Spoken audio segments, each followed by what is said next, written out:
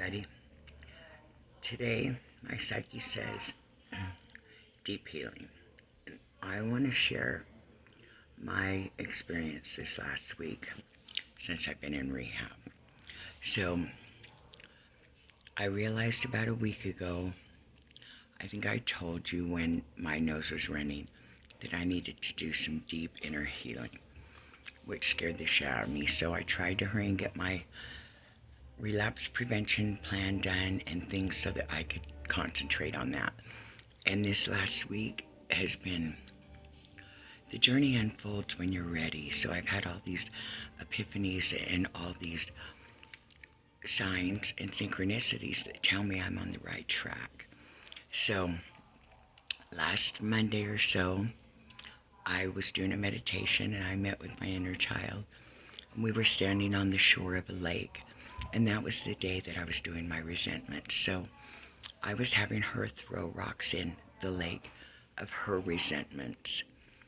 And every time I go see her, I just cry because I'm feeling her pain. So I was in therapy for many years over my childhood sexual abuse. And I dealt with the memories that were coming and the way that I felt about them, the trauma that they caused. But I did not connect and heal that inner child part of me.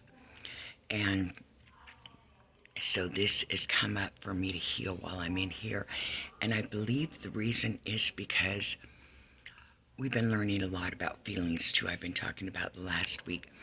We learned the word anguish. So anguish is such a grief and traumatic experience that you are frozen in that trauma. You are unable to respond, to move. It drops you to your knees. And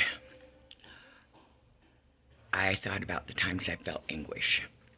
When my boyfriend and I broke up last fall, when I found out, when I started having memories about my abuse, when my mother committed suicide, when I got my divorce, and when my son-in-law died. Other than that, I felt grief, but not anguish. I'd never even used that word in a sentence. So, back to, this child has so much anguish. She's frozen in time. So, here's the thing. We met on the bank of the river, of the lake, and I held her. And then the next morning when I got up, I saw a video that was telling me how courageous and strong I was because I was dealing with and breaking the multi-generation ancestral trauma.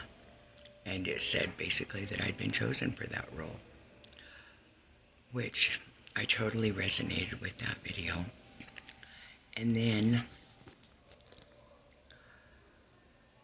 a couple of days later, I was doing a meditation video and we met on a stream, at a stream, and we were putting leaves in and we were labeling them different traumas we'd had and letting them go down the stream.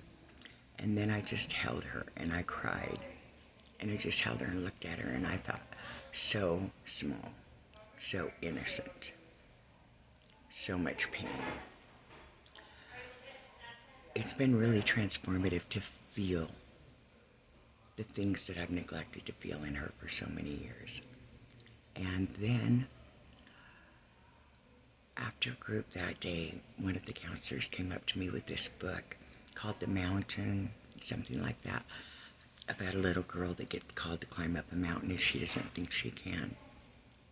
But she tries a little bit more and a little bit more. First, she doesn't even understand why the mountain called her name. But she kept trying. When she got to the top of the mountain, it ends with saying, the mountain made a mountain out of me. Baby steps, right?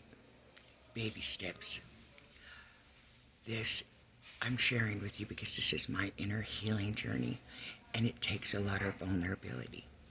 Now, the last thing I want to tell you is where I got that vulnerability from. When my boyfriend and I got back together, we leveled up, next level, to a place of vulnerability where I opened up and was vulnerable and let him see into the depths of my soul. It's farther than I've ever let anyone in my life. And you know what happened? He loved me. He loved all of me. And that love has given me the courage, because I thought, if he can look at me and see all of me and still love me, then I can do that for myself. And that has given me the courage to take this journey. And hopefully, when I'm done with this healing, I will not need to seek self-medication or drugs or anything. I'm still going to do my program. But the healing, there's a freedom. Anyone out there, there's a freedom. Have the courage, look for the signs. You got this. I love you, everyone. Have a good day.